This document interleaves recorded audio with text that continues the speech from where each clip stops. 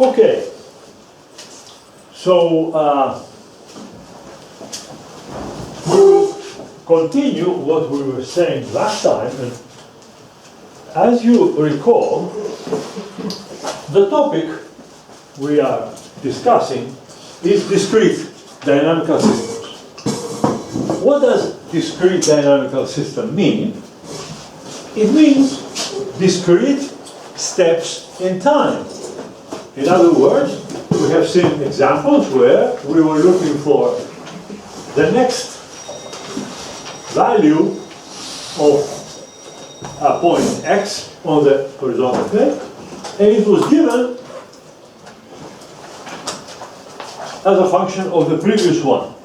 And starting with n equal to 0, 1, 2, etc., we can form now a sequence of x, x1, x2, x3. And as what is this sequence? x1, x2, x3, etc. And we also spoke about an example. And you remember the example of the, let's call it the rabbit population problem, which we discussed last time. Rabbit population problem, where we had the rabbit population xn plus 1 equal to some parameter xn 1 minus xn, and we had a lot to say about that. If the rabbits multiply 3 times more, then we can get into chaotic situations of the island. So you can imagine that nature chooses some reasonable value so that the rabbits can live happily on the island without exploding chaotic populations and dying and all that.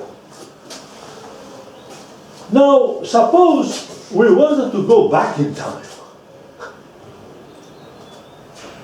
This, every time you apply f from x0, right, you get x1, x2, x3. What can happen? It can happen that, let's say, xm here is actually equal, turns out to be equal to x0. So then, every n times forward, we come back to this, and that will continue from here on. Again, x1, x2, x3, and that will be a periodic orbit, huh?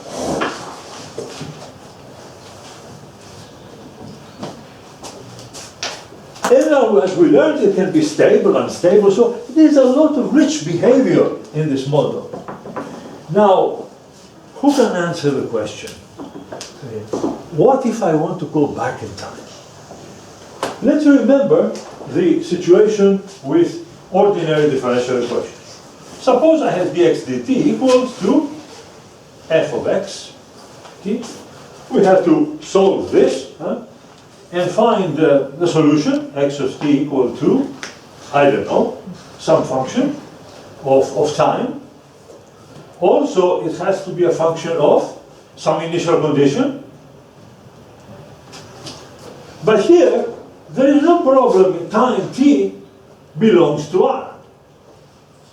So you can take t negative, let's say you want to go back, take t negative. And we have the past. Take t positive, and we have the future. Okay, I understand, I can do that. But what about my new structure here I formed to study things periodically or discretely in time? I have to answer the question, what do you think? What would be now the process of going back in time for a discrete system? Can you guess? It's not difficult. Maybe reversed function. Huh? Maybe reversed function. Maybe inverse. Reverse, you say, okay, reverse, inverse. Well, yes, Misha, let's see what Misha suggested. What does it mean to go back? I say this, quote unquote, go back in time, invert, in other words, the process.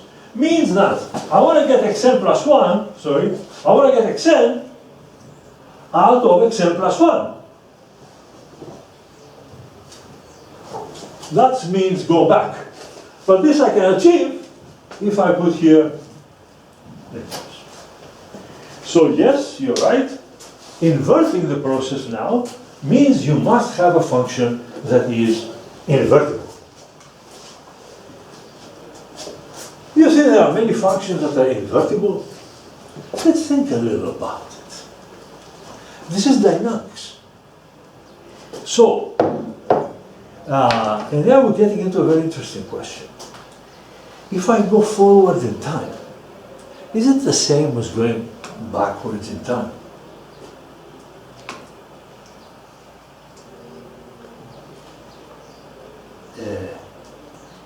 When you go forward in time,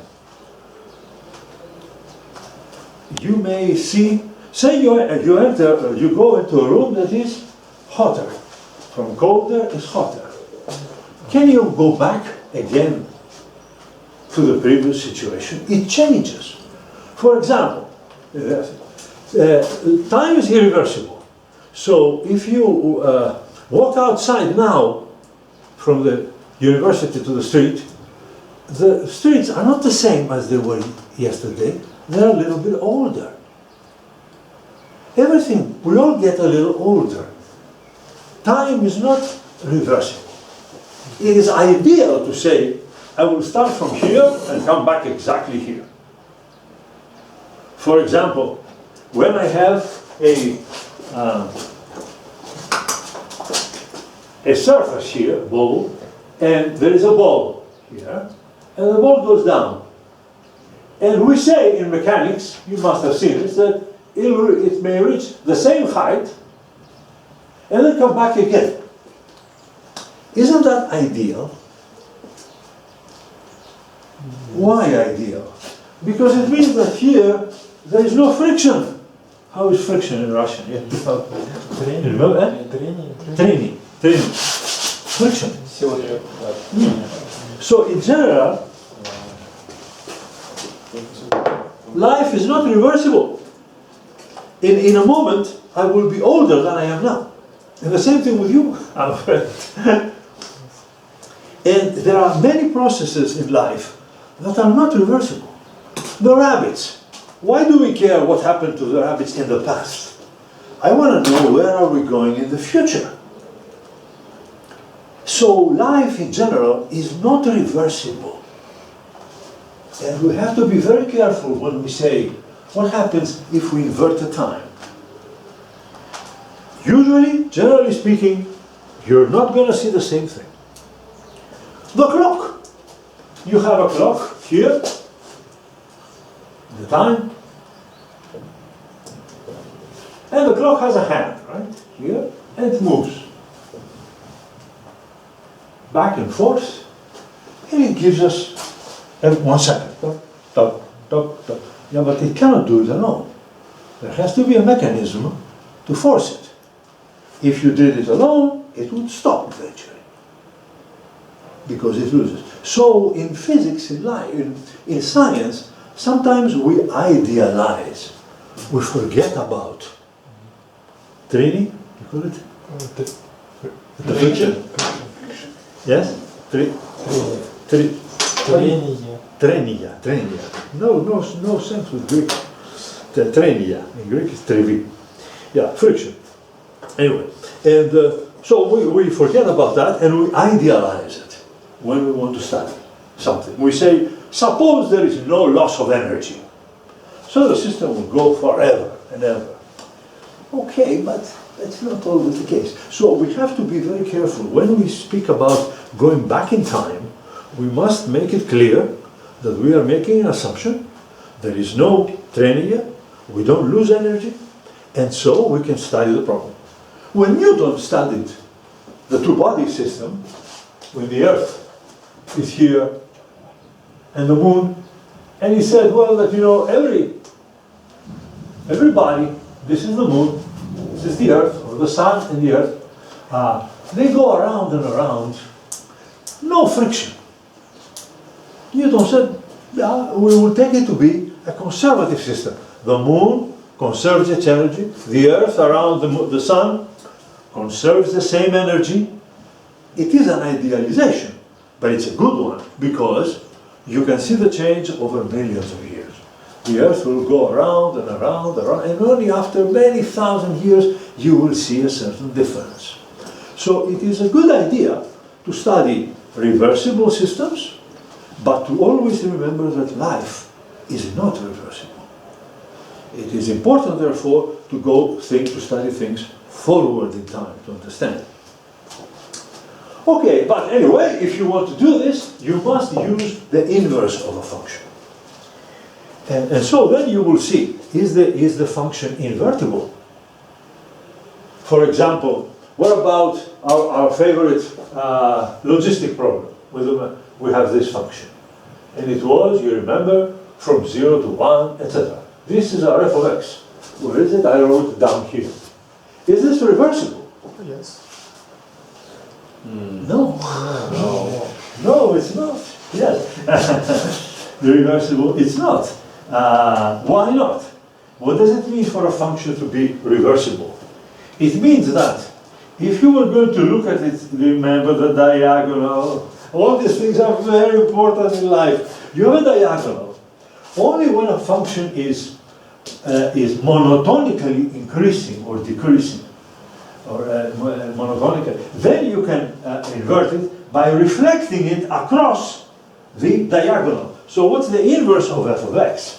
The inverse of f of x will be something like this function. Let's see. I have to. This should be.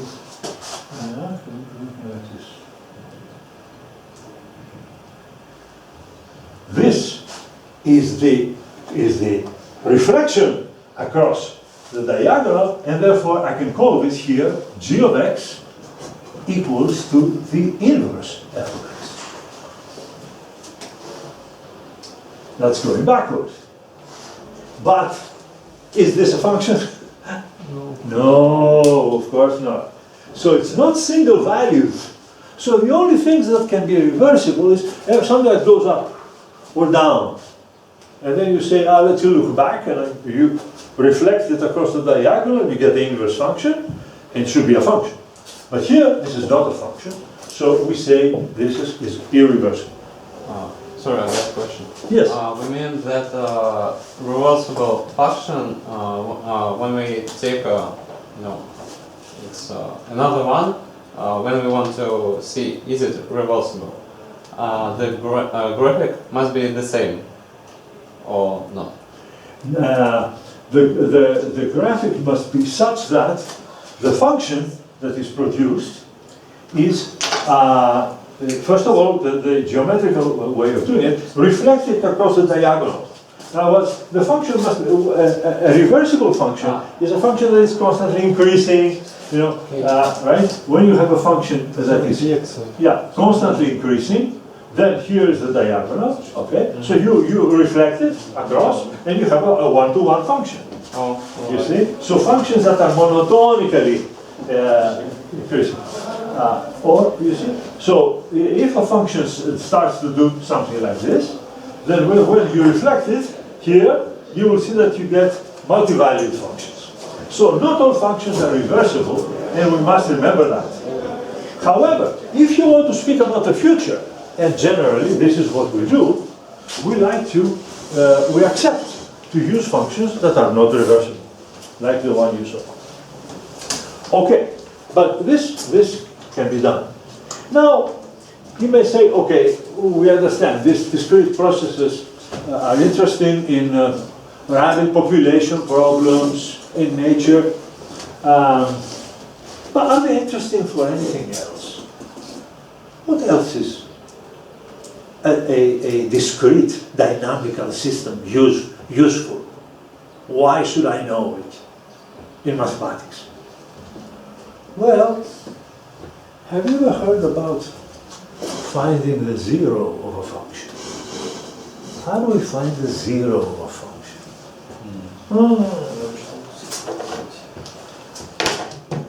I made a little note here to remember it myself.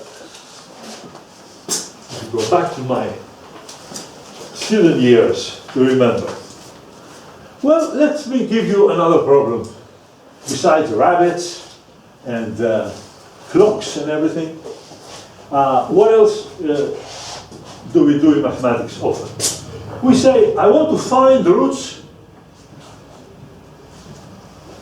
Roots are the zeros. Okay, zeros of a function f of x. In other words, I want to find all the x for which this is 0. So this will happen at some xi. I could be 1, 2, etc. You may have many roots. So how do we do that? Well, one idea would be to plot this function here and get some picture like this. This is f of x here. So I'm going to plot it, and then you see I already have here one root, x1. But let me not, no, let's not do it this way. Leave it as x, please, guys. Don't make it x1, x. Leave it as x. So f of x has a root at x, at this x right here. Okay. Now, how about, suppose we are now located at this point. Say, I want to build a process where I have here a position xn on my function. This is my function, right? So this is f of x. And over here I have f of xn. Now,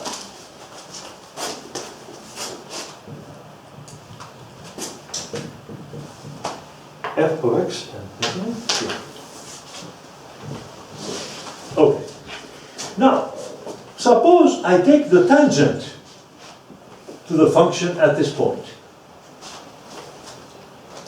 Then I'm creating, and call this angle here theta n. And call this angle here phi sub n. This is a right triangle. Okay? So this is, how we say that? Tangent. In Russian, how is it? Tangent. Tangent. You use the Latin. Tangent. Tangent to the side. Okay. Now, Касательно этой линии. Или... Ну да, understand? это же Yeah. касательно. So, It's, sorry, it's not tangent, it's касательное. In Russian касательно. Касательное. how do you write it? This line, Kasa. касательное. It's a little difficult Tangent. right now. Okay, let's Yeah. go. Okay, yes. That's what I mean, tangent. Right. Yeah. So we come down here. Now you say, why should I do that? Well, it's obvious. Now you take this as your xn plus 1. Because now, when you come to this point, the tangent is looking more towards the 0 of the function. So this process of going down by tangents shows you that very quickly your xn plus 1s will converge to x. And have you ever seen this method before? This is called the Newton-Raphson method. Newton. It goes back to Newton. So he had the first idea. But then, because he needed to find the root of a function, he didn't have a calculator. So he had to think of a way to do this iteratively, step by step. And so in the books, at least in the English literature, American, so European, whatever, we call this the Newton-Raphson method. Raphson is a much later mathematician who made this very simple, in this simplified form, but the original idea came from Newton, and you will find it in the books as the Newton-Raphson method. All right, now what is this method? This method is telling us to what is the tangent of the angle phi of n? Notice that the tangent of the angle phi of n, I have it here, is equal to xn minus xn plus 1 divided by f of xn. So there is f of xn, this is xn, so this is f of xn. And to find the tangent, you have to take the one across and divide it by this one. Okay? But now, something interesting is happening. The derivative of the function at xn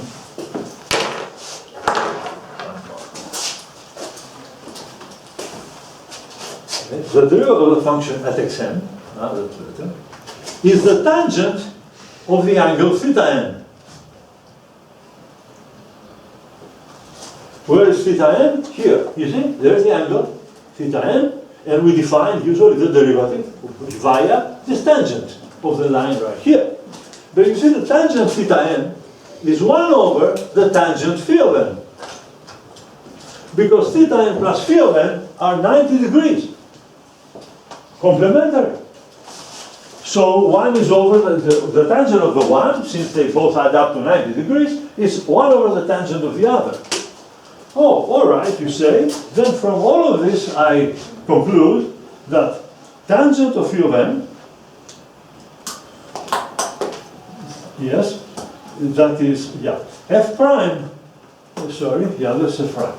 So, tangent of phi of n is equal to 1 over f prime xn, which is equal to xn minus xn plus 1 divided by f of xn. So we see therefore that the tangent is xn tangent of phi n is equal to 1 over the derivative, and we use that. Yeah, here it is. We use it from here. Tangent phi of n is 1 over the tangent of phi of n, and look at where I arrived. I arrived at the statement xn plus 1 equals xn, if you do the multiplications, minus f of xn over f prime of xn. This is the famous Newton-Raphson formula used in calculus and numerical analysis, one of the most important. Yeah, correct? You understand? One of the most interesting and simple lessons to learn from numerical analysis. This is using the computer to solve a problem numerically. And now you see what we ended up with. This is, let's call it something like a g of xn. This is a dynamical system. I have xn plus 1. I have here the g of xn. It doesn't have to be rabbits. It is something else. So it is an iterative process. And the xn's converge. Now, this is the question. As n goes to infinity, is it true that the xn's will converge to 0? I put this question up here. I rewrite it here. What do we want? We want xn to converge to x as n goes to infinity. Yes, infinity, all right. Take 3, 4, 5, 6 times, we are very close, as you see here. Question. Are you sure this will happen? Yeah. Huh? You are. You are, remind me again your name? Denis. Denis. Denis, Misha, Afyon? Yes. Yeah, you're. Okay. Now, what's my name? Stasius. Stasius. Okay. Stasius. From, Anastasia. So now, okay. From this picture, you say it cannot be otherwise. It has to go to x, the limit. But does the picture of f of x have to be this? Does it have to be so smooth and decreasing? I made it this way. And for this one, you are right, Dennis. It has to be that way. It will converge, obviously, it is clear. But what if life was not so nice to us and gave us a problem that's a little different? And what is that problem? Suppose when you go and plot your function, say let me try to plot my function, they give you the function f of x, this is x, and it has a root, but it does something like this.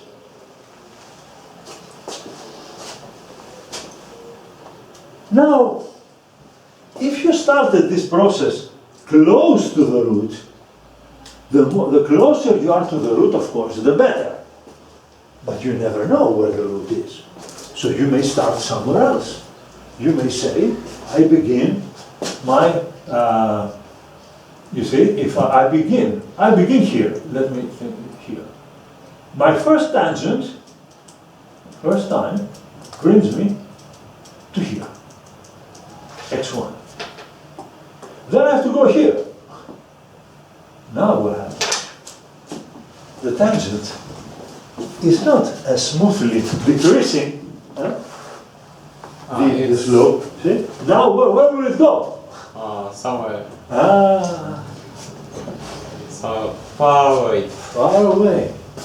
And so, is this function working there also? Yes, it's working. And maybe, you know, maybe there's another root. Who knows? We don't know the roots of this function.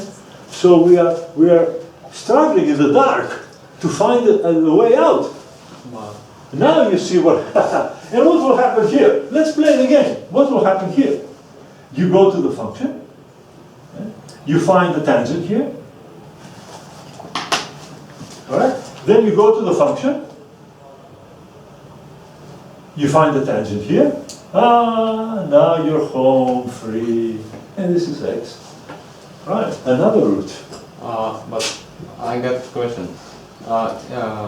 Can be maybe the situation when we get, you know, I'm sorry, there is this. okay. Yes, tell me. Can exist a situation when we firstly go far away and Yes. then we go to the graphic, but it's again push us so far away and we never go to the line? Well, you think about it. I cannot tell you the answer to all your questions.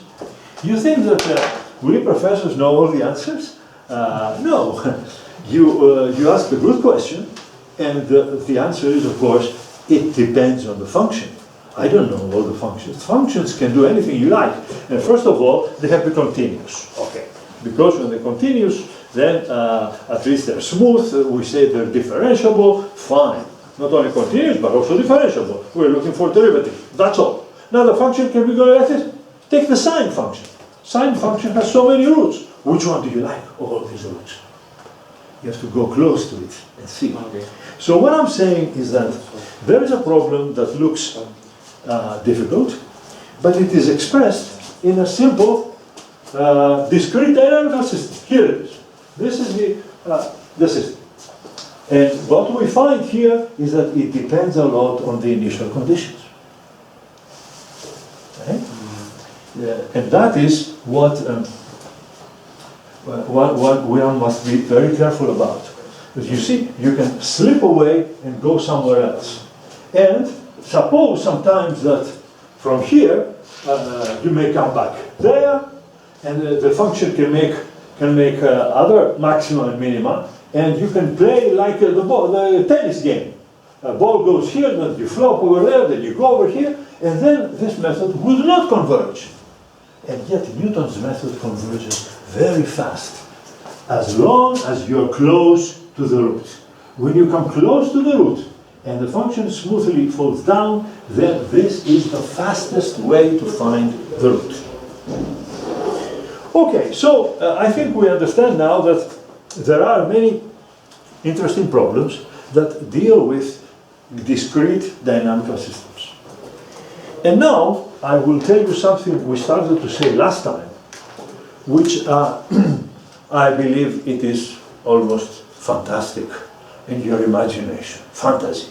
You never believe something like this can happen. Because you think you understand the real numbers. You think you understand rational, irrational numbers. You think you understand that from here on the line, from 0 to 1, it's 1 centimeter, 1 meter, 1 unit. And it turns out that we don't understand it very well. What is 1 centimeter, 1 line? How many points are there? Millions? We don't know. Continuous, huh? It's continuous. It's continuous. So we don't know, but all the rationals are there and all the irrationals. What else is there? Irrationals are uncountable. So to have a real line, a solid piece, you must have an uncountable number. You cannot have points. Countable points are not a line. So to have a line, you must have density. The rationals are dense, yes, but they're countable. So they're the irrationals. What role do they play in this game? And comes a discrete dynamical system to tell us the story.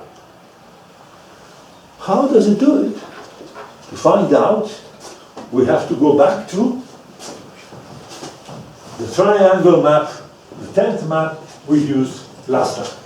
Last time, you remember, and now I'm going to draw a very careful plot. Now, and we have to talk about this plot for quite a bit. So, all right. So please, this is like a little project. You can look it up and find out some exercises on it. It's fun to play with. Find your own function. See if you can use the Newton scheme to solve the sine function, to find the roots of some functions. And then you will understand a lot. But you have to do it. You cannot allow your professors to do everything for you. You have to sit down and do the exercise yourself. And then you will learn a lot.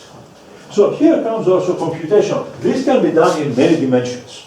If you ask me to have the root of a function in many dimensions, I can do it by this. This is a vector.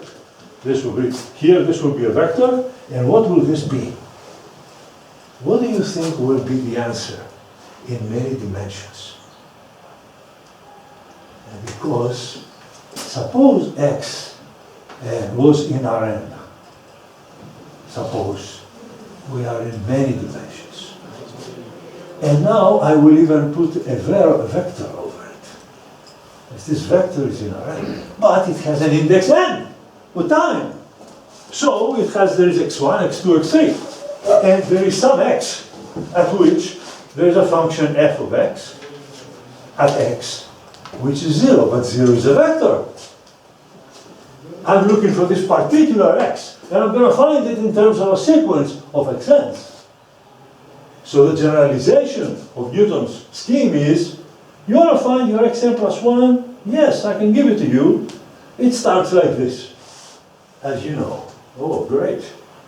So this is n-dimensional, Rn, this is Rn. Here we have what?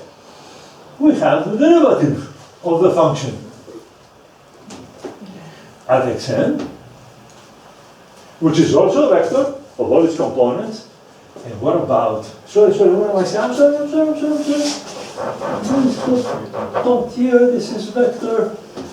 And now what about below? And there cannot be a vector here.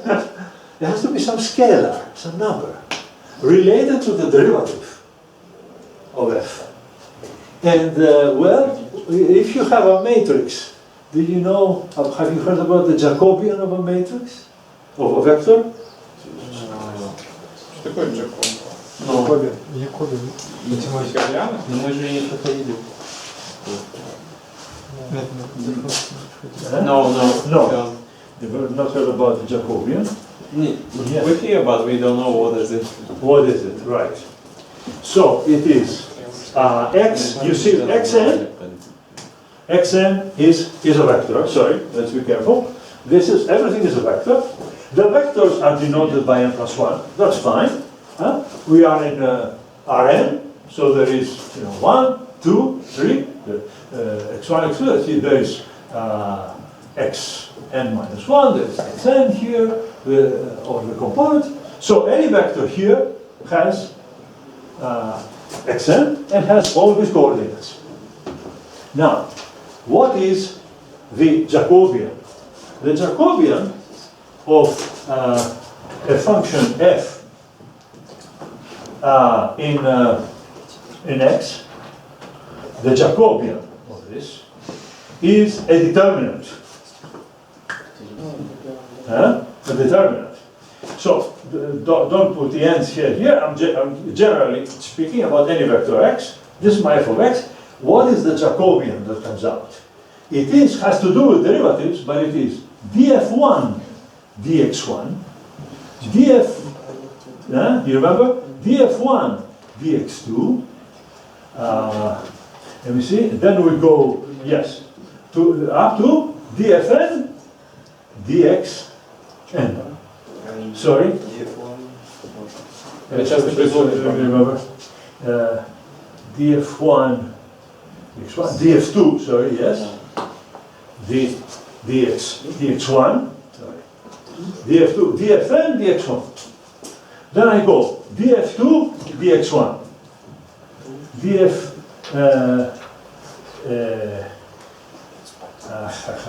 What am I doing? This is all f1. I'm sorry, guys. I'm sorry. Forget. Be careful. df1. This is for f1. And then it goes x1, x2, all the way to xn. And this is for the first variable. All the derivatives of the first variable. Second variable.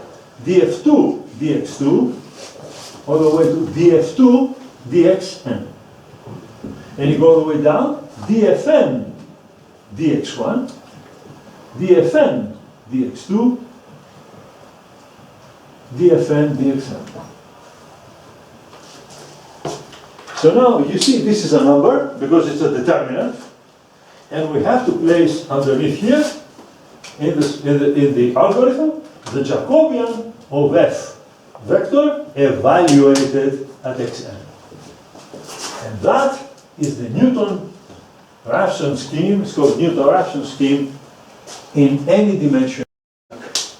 So you can find the zero of a function in many dimensions by following this kind of procedure of approach to it. So that is okay for future, for more complicated problems in more dimensions. But I think you should all try and exercise and play a little bit with this scheme in one dimension. So anyway, now you know that difference equations are interesting and can be used in many, many problems. So let me now come back to the map we looked at last time. You see if you remember it. The 10th map. What was the 10th map like? We wrote it as follows. It is a simple looking map because it is piecewise continuous, right? And it has the coordinates rxn for xn greater than a half. Same thing as before, less than a half.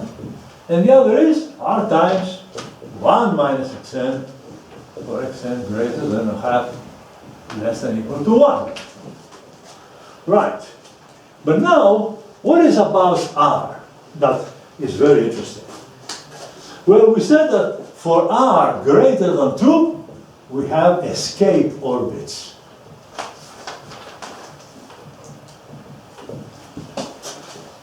For r less than 2, or equal to 2, remember we had periodic orbits.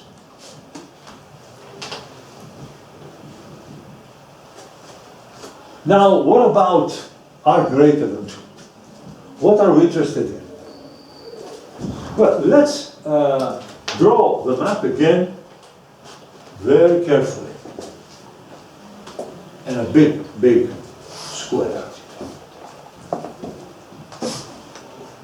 I must make it large here. Okay.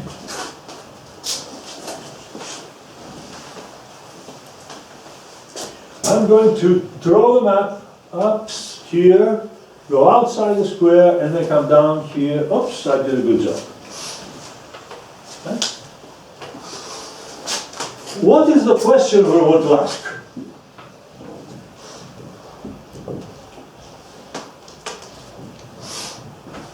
how many, but first of all, I would say which. Better than how many. Question. Which orbits escape and which remain?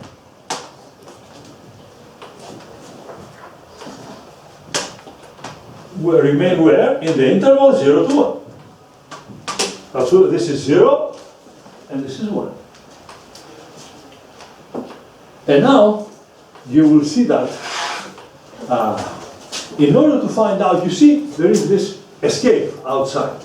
So how many will go to infinity? To find out, we have to draw very carefully these perpendiculars. So we have to close this down, bring this, that's why you need a big picture, not to make, try to make it as big as possible. And first, let's put also here the diagonal, as always.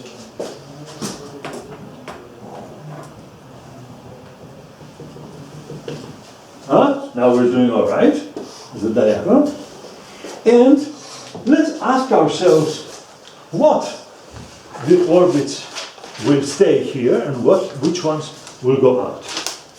I want to put some numbers first of all here, yes. First of all, do you see this region in the middle? What happens to this? All of these points. They go out. They go out after only one iteration. Because once you get out here, you see, you know how the dynamics go.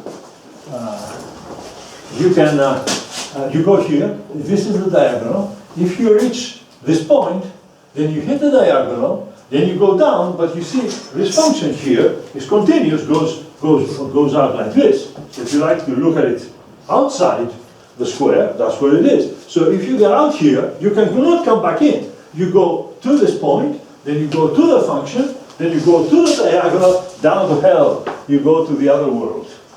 There's no way to come back to this world. So everything will go out through the chimney. Did we say the word chimney last time? Or is it with the other group? Dynamical. Dynamical, huh? Yes. Now, okay. So these points will escape immediately. How much is this? This is a distance I will call delta 1.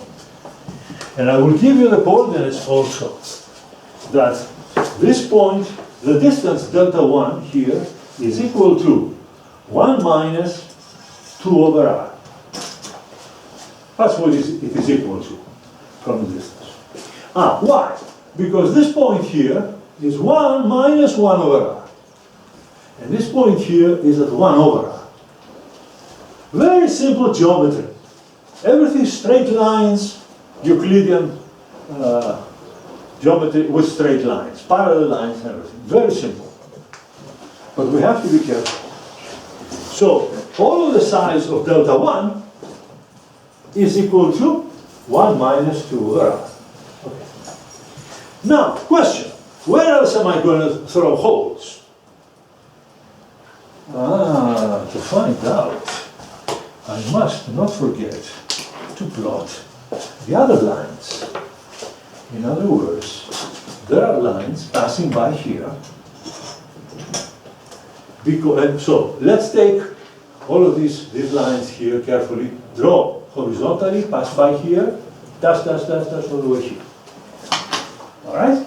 Now, not enough, wait now.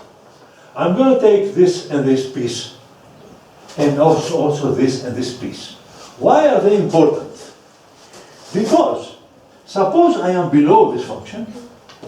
If I come to this area, to this region, then what do I do? Then I have to see the diagonal. That's the game, right? Go to the function, back to the diagonal, back to the function. But when I do this, look where I am. I'm in the chimney. Out. Condemned to go to death, to the other world.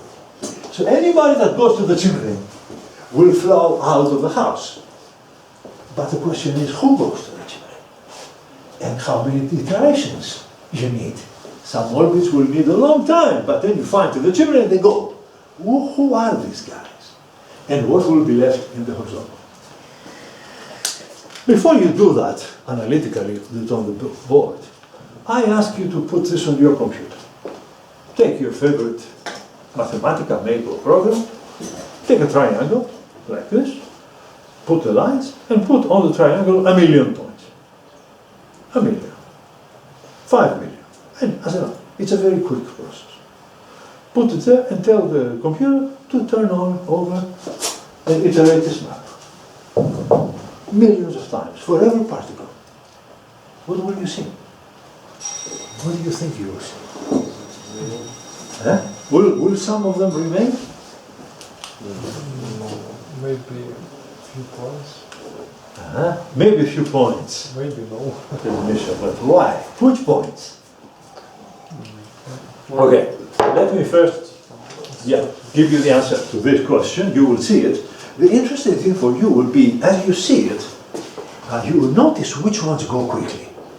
So that's what we're trying to investigate here. Who goes out quickly? And you will see on your computer that there is a lot of black dots. And as the time goes by, some of them go here, some here, some still remain in the middle, wait a little longer, and then everything is gone. So the answer the computer tells you, my friend, none of them will stay. This is the computer. But you put millions.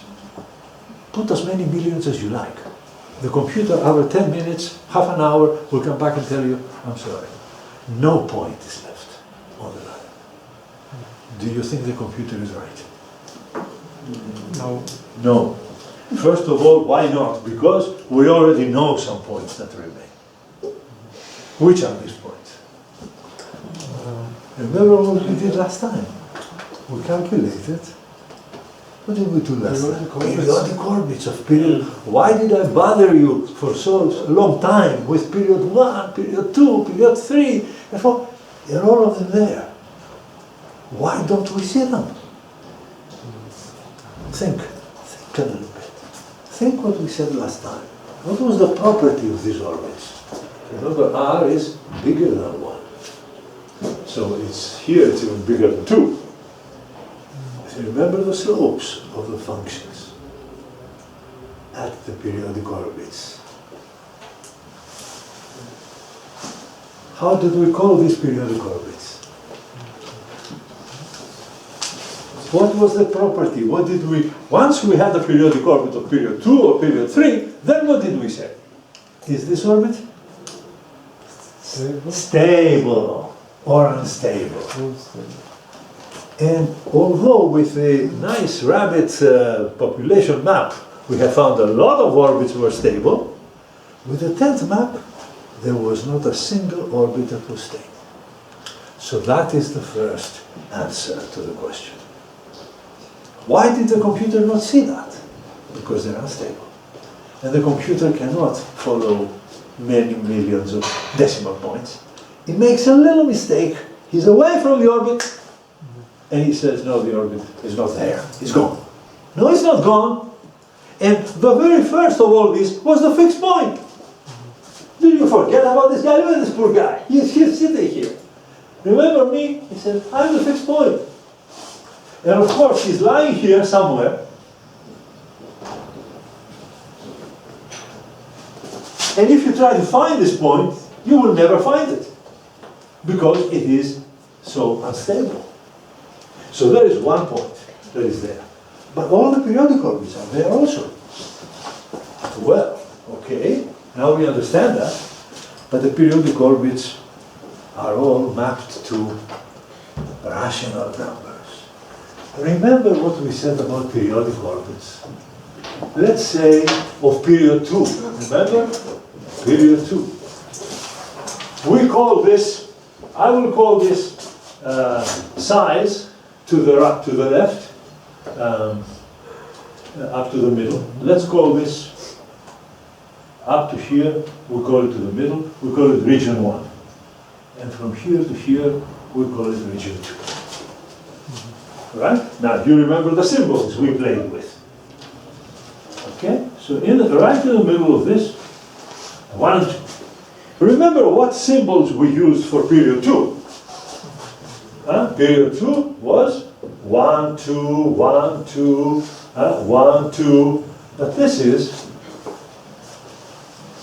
a rational number with 2 digits. I could give you the number. I could say 1 is 1, 0, 1, 0, 1, 0. And this is the binary representation of a very well-known number, a rational number. It's 1 half plus 1 over 2 to the third, 1 over 2 to the fifth. So every 2 steps you have a 1. So you have here a rational number. I could go in with period 2. What about period 3? Remember period 3? We had 2 numbers like this. We had 1, 2, 2, to infinity. And we also had 1, 1, 2 to infinity. But these are 2 other rational numbers. So all the periodic orbits correspond to rational numbers which stay. Yes, but they are unstable, so a poor computer could not find them. Okay, but we know, human beings who have a brain, we think, and we say, yeah, I know. He will be there. All the rationals are there. And now the question is, where are the irrationals? We found the rationals. They correspond to unstable periodic orbits. And now the question is, what is left? Where are the irrationals? And to see this, we must build this division now that I will show you as follows. Let's see how well I can do it. It's a little bit complicated, the picture, but please try to follow me. What I will do. You get the main idea.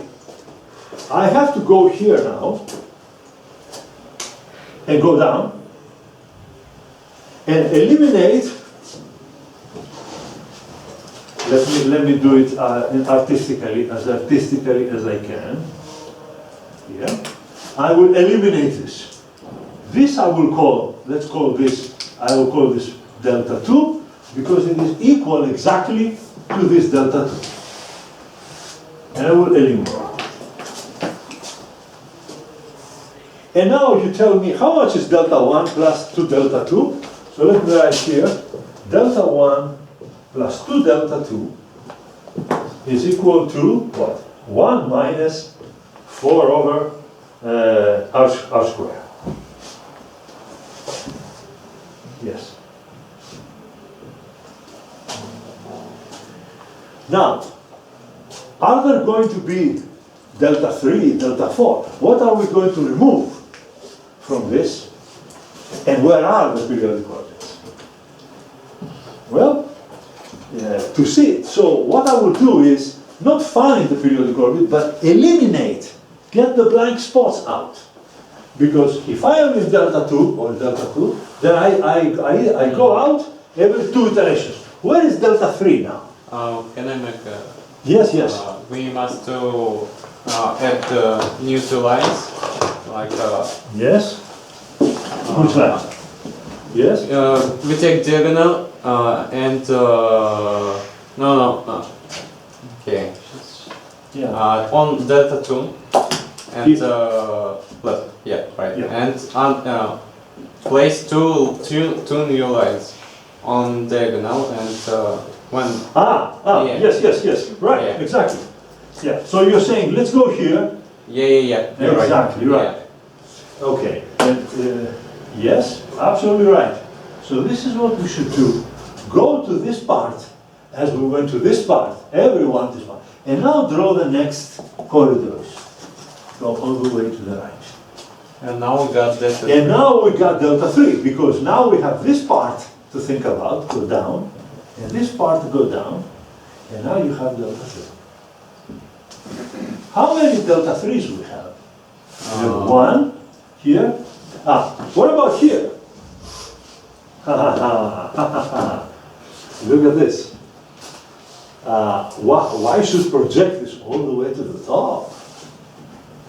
See? And this should be projected all the way to the top. And this all the way to the top. And now from here, there's another part of the graph I'll take. Now there's another 2 horizontal lines I need to draw. And now I'm getting the picture better and better and better. So, as we keep going, you see, wow, here, what is missing here? Hey, whoop, go up here, there we go, I want to get this piece. And what about here? What's going on? Up, look at it. It's the corresponding part is above it, right above it, and it's here. Come down here. And what about this part? Oops, come here. And now we go to, now be careful, yes, I should have, the fixed point is outside, be careful. This black, that's why I tell you it's a little tricky. This cannot involve, the fixed point is not inside this corridor, otherwise we would have gone out. It's outside the corridor. So what I should do here is go all the way to up to here. Well, okay. Let's just say it's outside. Yeah, let's say it's outside. So that this passes through here. So then I have to have this one come down to here, and this piece come down. So this one should have been a little bit to the right. Yes. And this one come down. And so now I have two more pieces to take out. And these pieces will be delta 3. We call it this. There is a delta 3 here. Where is it? Up here. Delta 3. And there is the delta 3 here. Okay. Now, we know what goes out. But what are the ones that we want to know which parts stay? Periodic orbits, forget it. We said it. We finished. Periodic orbits, we know are going to stay. The question is, what else stays? And now notice what I will do. These intervals here that remain here, I will call them I, 1, 1, 1. Why? Because here are the points which stay for 3 iterations on the left. If you're here, you go here, diagonal, here, tack, here, you're still on the left. What about this region right here? Well, these are points which stay twice on the left, and the third time they go to the right. So 1 is left, 2 is right. I label now the points that stay by these indices. What about these points here? These points are now belonging to I2. Still an I1. This is still 1. If it's 1, it means you're on the left. This is 1, 2, 2. Notice. Why 2, 2? Because it starts from 1, and then it jumps immediately to the right, and stays to the right, going around the fixed point. So it's I, 2, 2. And what is this one here? It's I, 1, 2, 1. Now I will fill in the rest, and then I will stop and tell you what happened. This point here is I, 2, 2, 2. Because it goes up, it turns to the diagonal, it goes down, it goes to the diagonal, it stays, for 3 times, it stays on the right. This one here is I, 2, 2, 1. This one here is I, 2, 1, 2. And the final one is I, 2, 1, 1. Okay, now we stop and make our conclusion.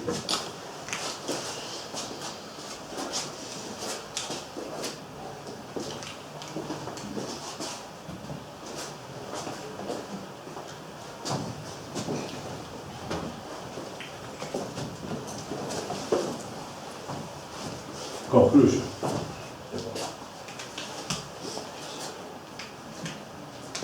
At the third at the iteration of this process,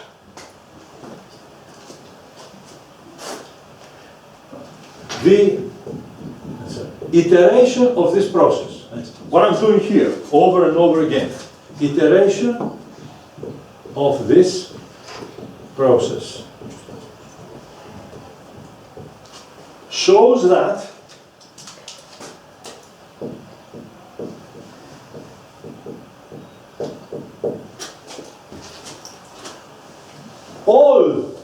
combinations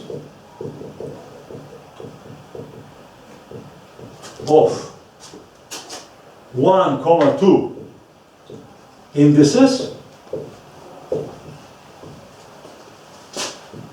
will appear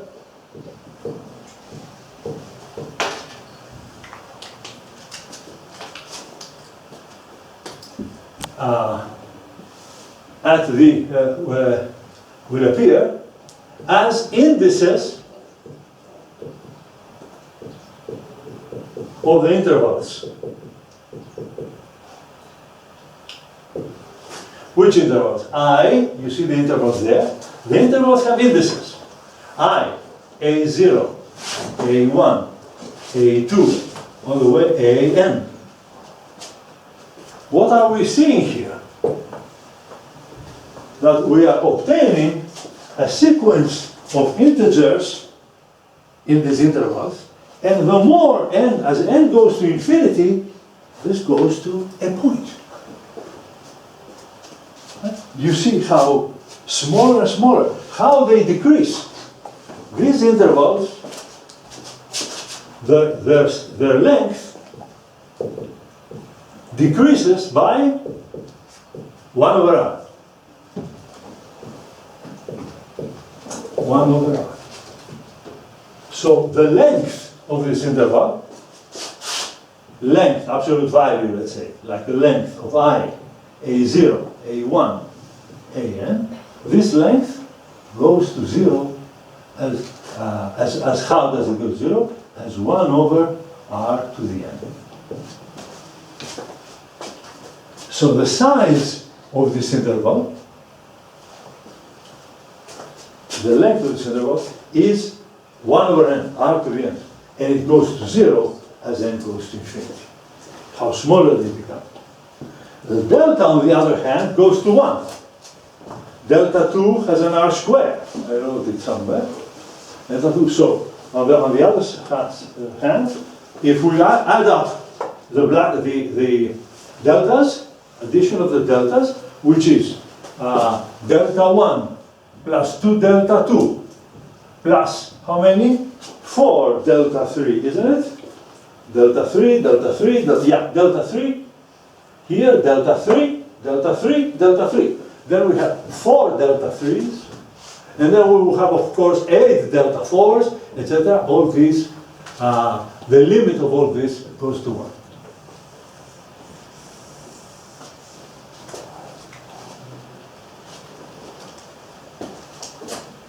And so we see that the wholes are growing, and they grow, and the sum will tend to 1. But these, all of them, go to 0 as 1 over r. In the end, you see, inside this set of A0, so these A0, A0, A1, AN, and see, as limit, as n goes to infinity, this thing goes to a point. It can be, this goes to rational, that covers, okay, let me explain it, goes to covers all rationals and all irrationals.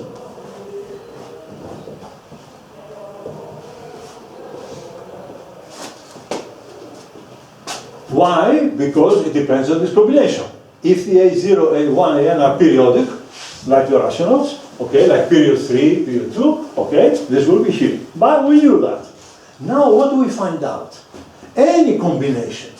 In other words, 1, 1, 2, 1, 1, 1, 1, 1, 1, 2, 1, 2, 1, 2. Every combination. But this is only irrationals. So what did we find out? That both the rationals and the irrationals stay. So, rationals and irrationals all remain.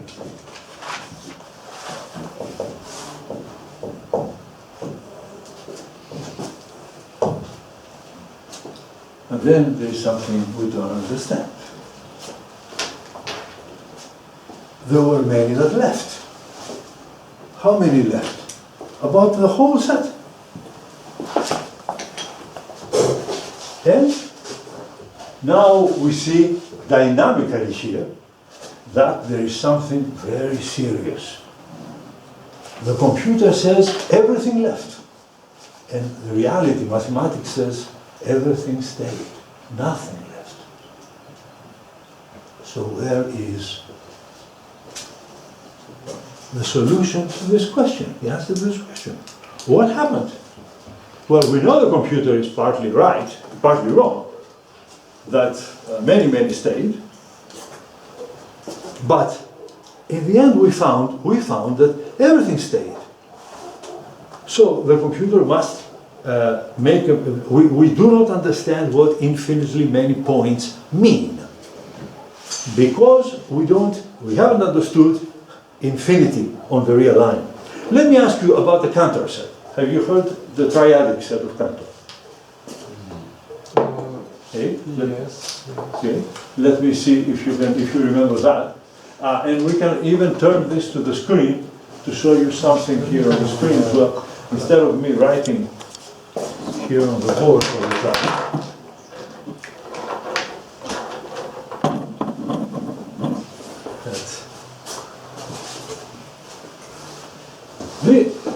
Notice that all of this thing resulted from the study of dynamics. I didn't come to you to tell you something, a mathematical idea, like Cantor had an idea that's completely arbitrary and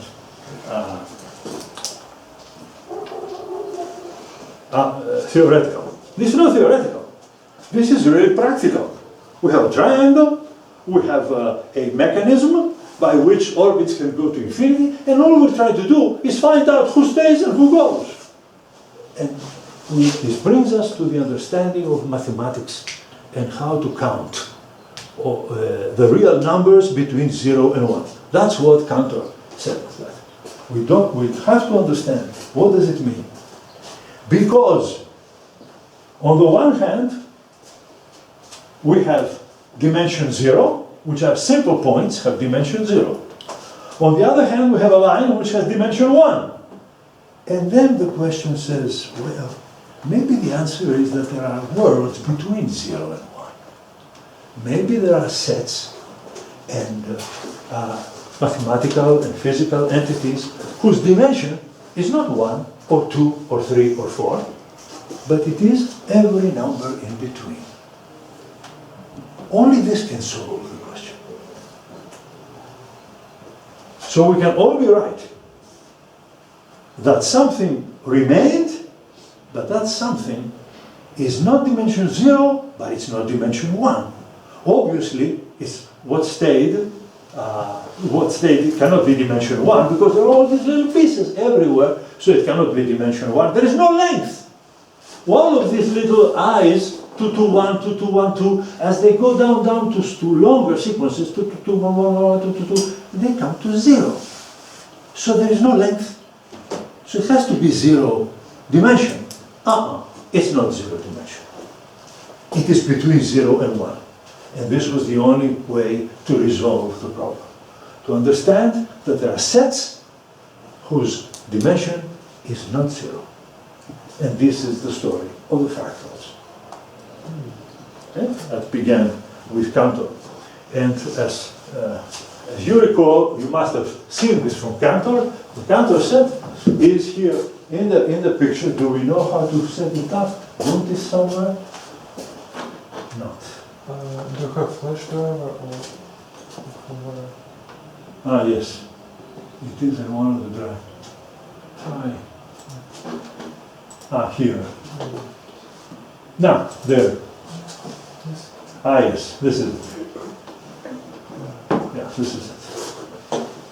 So we have to see. Okay? So let's go down below.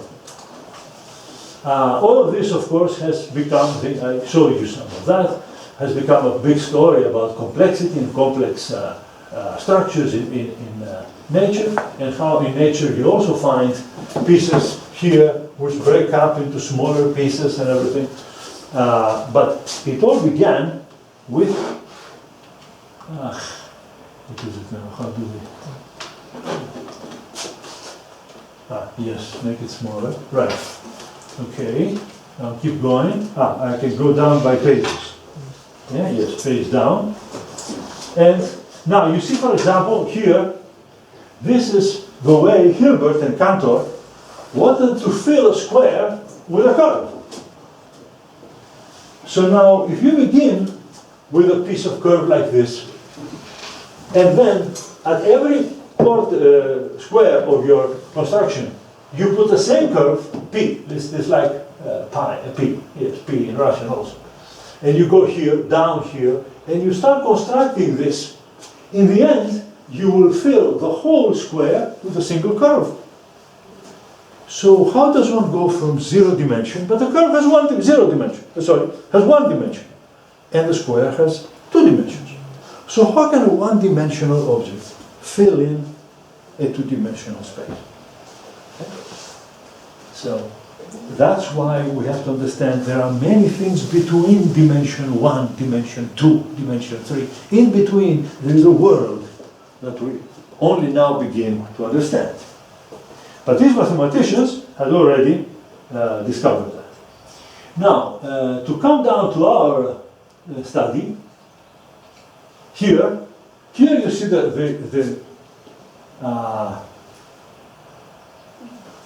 set, the Cantor set. We have line here as 1, right? From 0 to 1. And now what I want to do is, I want to, so what did we do here? We will do it here in a different way, on a very simple problem. The Cantor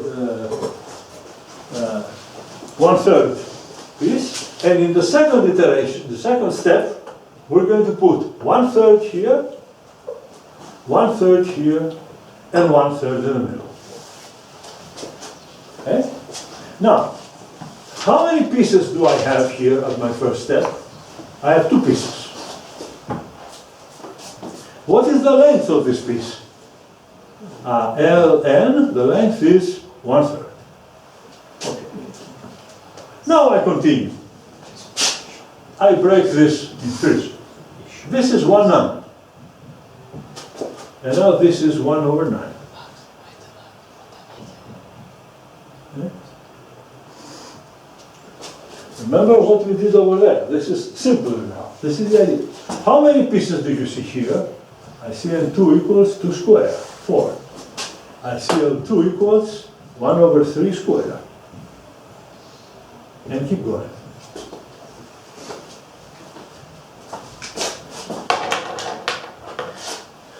And now, what do you see happening? You see, as we keep going, we have n of n pieces multiplied by the length ln that you see here. And here, this must be raised to some dimension.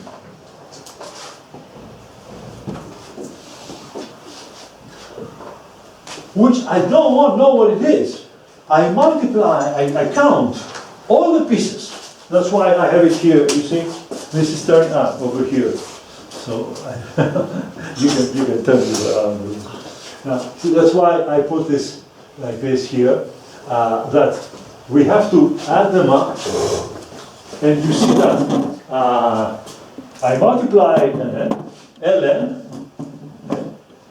but I must put here a dimension which gives me c, which is like the measure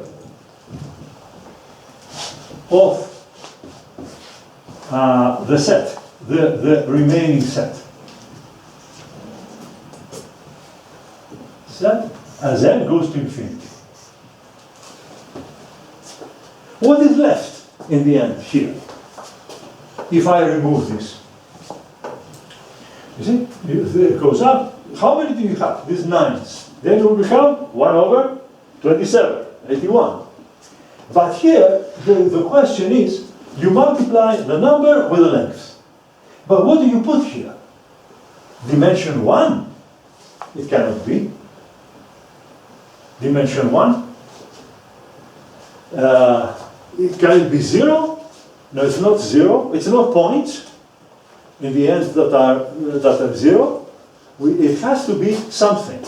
And we can find out by taking the logarithm of both sides. Log n of n plus d times log ln, and that must be equal to log c. But we know what n of n is. What is n of n? Is 2 to the n. So this gives me n log 2.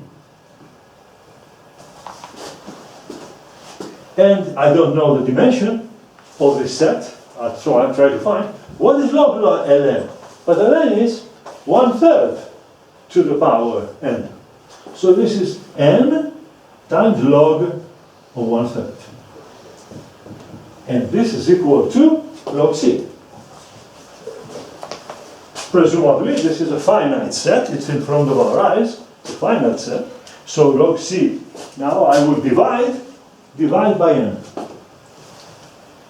Divide by n. This goes to 0. Log c is finite. And the answer is that the dimension of this set is not 0. It's not 1, as it was in the beginning. We have removed all of the stuff. But the dimension is d equals log 2 over log 3. And that is what I call here 0.6309. This is remarkable, that we find something that is neither 0 nor 1, but it's something very, very real. And this is the set here that remains. You see the similarities. Instead of 1 over 3, I have 1 over r now. The size of all these quantities diminished by 1 over r. 1 over r squared, 1 over r cubed. That's all. Here we have 1/3. Here we have 1 over r. So the question would be, what is the dimension of this fractal? You have to see exactly what pieces you take, what power you raise, and you find the dimension. And so we now have a new world open to us to explore sets that have non-integer dimensions. This is important. And if we now, you see, all of this began with discrete dynamical systems and led us to this result. We will be finishing in just a few minutes. Let me now show you what happens in higher dimensions. Here. Now, let's suppose we have to construct something that grows as you put more things on it, like a tree, flowers, leaves. You add things to it. You don't subtract. Here we only subtracted. Subtracted and we're between 0 and 1. Now what happens? Since we are adding all of this here, what do you think in the end we will have? It's a line with a lot of triangles on it. Will it be dimension 1? No. Its length will be infinite. If you take this over here and you stretch it out, you go to infinity. Infinitely long. Very easy to calculate that. And so it's not 1. Is it 2? No. There is no piece of square there. Nothing of area. Everything is measured by what? So now, in order to build this structure here, what did I use? Look at first step. Let's calculate this dimension.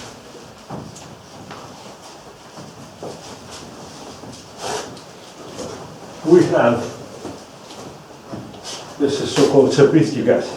We have, at first step, we have this What's the length of this? 1/3. 1/3, okay? All of them 1/3. From 0 to 1 again. 0 to 1. This is called the Koch curve. It has a name. All of these have a name. The Koch curve. Now, next step. Next step, we do this, this, this, this, this, this. We repeat the process exactly as you saw it. And each of those now is 1/9. Yes? Okay? So how many pieces do we have to cover it here? 1, 2, 3, 4. So the first number of pieces we have to cover the set is 4. And the size of every piece, L1, is 1/3. The second case, well, second case is, how many do you think? Every one of those produced 4. So this is now, it's 16. 4 plus 4 plus 4 plus 4, 16. What about the size of L2? Well, that's 1/9. So now we come to the calculation of the dimension. The dimension says what? Give me n of n, multiply by ln raised to the dimension that you want to find. This is the unknown, ln. And let's suppose this has some value. It's some quantity, the measure. Don't call it length. I don't want to use the word length. I use the word measure, some kind of measure. Okay, very good. Now take logarithms, logs, and what happens at the end? I have n of n is log, do the same like this, ln is 1/3, take logs, and what do we find? That the dimension d is log 4 over log 3. You can see it easily. Doing the same kind of calculations. Ah, that makes some sense.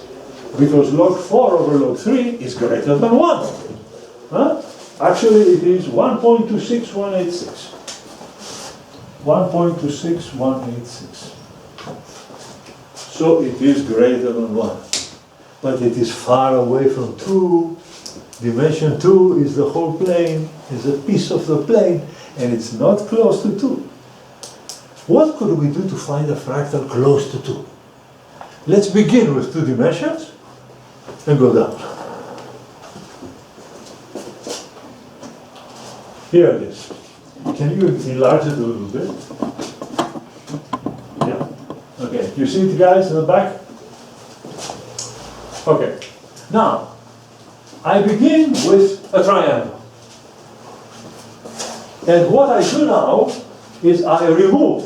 So I start from 2 dimensions. The full triangle is 2 dimensions. And now I begin to remove items. And you see how I remove them, exactly the same way. And now we have, at the first, what is N1 in the beginning? 1, 2, 3 pieces. Right. What is L1? Well, L1 is actually the size of this triangle is about 1/2. See, this is 1, this is 1, this is 1. So what have we done is we kept about 1/2. I know it's not a square, doesn't matter. It's a triangular triangle. The size of it is governed by the length 1/2. So we have length L1 is 1/2. What about the next step? Well, I have N2 is 9. N2 is 3 square. What is L2? L2 is 1/4, right? 1/4. Because if we go here, this was 1/2, all of it, now it's 1/4. And keep going. Lengths. And now you have to take the limit and the logarithm. What is our formula now? Here. We have 3 to the n, n of n, right? Times 1/4 to the n, and d here. Right? And now we find this was equal to c. This is the measure of our set now. And after we take logarithms, what do we get? So, excuse me, what am I saying? There is, the r's are 1/2. Yes, 1/2 here. Sorry, 1/2. The size is 1/2, 1/2, 1/4, etc. Yes, 1/2. Right. Okay. So this is what we have. So now we want to take the logs as before. So taking logs, what do we find? The dimension is log 3 over log 3.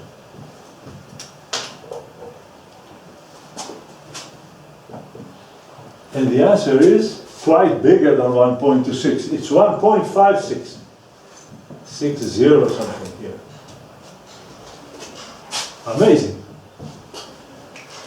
Now this looks denser than the other one. It makes some sense that we are beginning in the world of fractals to understand what is bigger, what is smaller. This to me seems like more of the plane. Just goes out in the plane. The other one, trying to fill the plane, didn't make it, so the dimension was small, 1.26. Here the dimension of 0.56.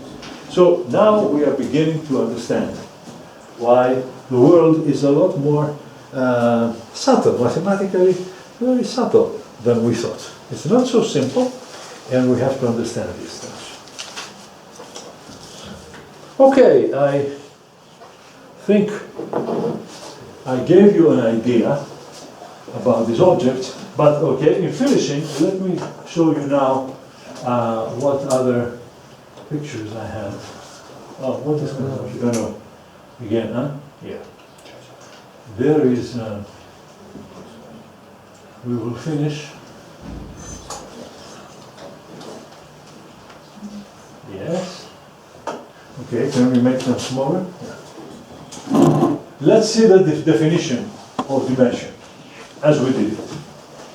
Suppose now more generally, how do we calculate dimensions? You give me this object, and you tell me this is in my laboratory, biology. I look something very small in the laboratory.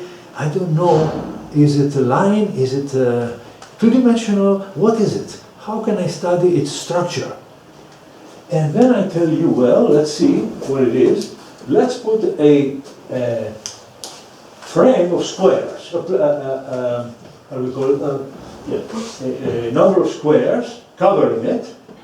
And now give me at first iteration all the squares that have a little piece of this substance in it. Say this here becomes a square. This one doesn't have any piece, so it is empty. This one doesn't have any piece, so it is empty. These three here have no piece, but this one does. So keep those. Keep going now. Make the square smaller. Lambda less than 1. Smaller and smaller. And as you make it smaller, you calculate finally, you have to see the lambda, and the dimension is log n of lambda over 1 over lambda. You have to find, therefore, how many n's do I have? At this lambda, I have 1, 2, 3, 4, 5, 6, you count all of this, so many n at this lambda. Then I make the lambda smaller.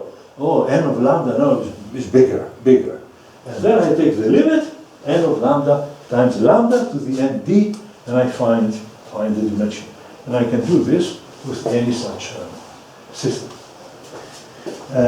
Now, finishing here, we said about, there is one interesting result. Let's open it up a little bit. Here, what happens if a fractal has two pieces? It is not divided in L1, the same length, but one is alpha, A, the other is beta, the Greek letters. Alpha square, A alpha beta. So every piece has to be cut into an alpha beta and times beta square. Alpha times alpha, alpha square, alpha times beta, alpha beta. All of this now must be multiplied by alpha and beta, and now you have a fractal whose dimension is given by this equation. Alpha to the d plus beta to the d is 1. So now the unknown is the exponent. So how will you find that on the computer? you know alpha, you know beta, you must compute the exponent d that satisfies this equation. Okay, I think I have given you enough about things, not to bother you with any more, but, and possibly next week we will have another opportunity to get together, maybe to talk about chaos and the chaotic evolution. But today we've just covered geometry. And we found out that besides Euclidean geometry and Lobachevsky or Riemannian geometry, which are all depending on smooth surfaces and differentiable surfaces, we have another kind of geometry called fractal geometry. And this helps us to define dimensions of objects of very complicated type, provided we know how to cover them in a sequence of boxes. As you proceed and you do it with these examples, you find out the end there is an answer to your problem, and now you can apply it to many objects in nature. Good enough. Okay. This is like kind of magic. yeah, it's a little bit like magic, yes. But that's why mathematics. I mean, you are now what, first year? Yes, right. First year student. I am sorry to give you a lot of difficulty, but what you see now is you're getting an idea about mathematics, that it is not always continuous. Continuous functions are not the only thing in life. In fact, continuity is very rare. Most of the subjects around us are discontinuous. So continuity is like an approximation. So it's good. You study derivatives, calculus, and linear algebra. Don't forget numerical analysis, very important, to use the computer. And using the computer, we can use discrete dynamical systems like the zero finding root of Newton, Raphson, and we appreciate these topics. And as you go on to later years, you will decide what to study in mathematics, which objects are more interesting to you, and what topics. But I think that dynamical systems and discrete dynamics are very, very important today. As you see, geometry and motion is combined. You have geometry, and you have, which is the structure, but you also have movement. Points go around here. You have this thing, oh, go out, they fly away. Where are they here? No, they are going down, down, down. Did they leave? Yes, he left, he went away. So this is motion. Something is moving. And it's all connected with geometry. Okay, thank you very much. We'll discuss more next week.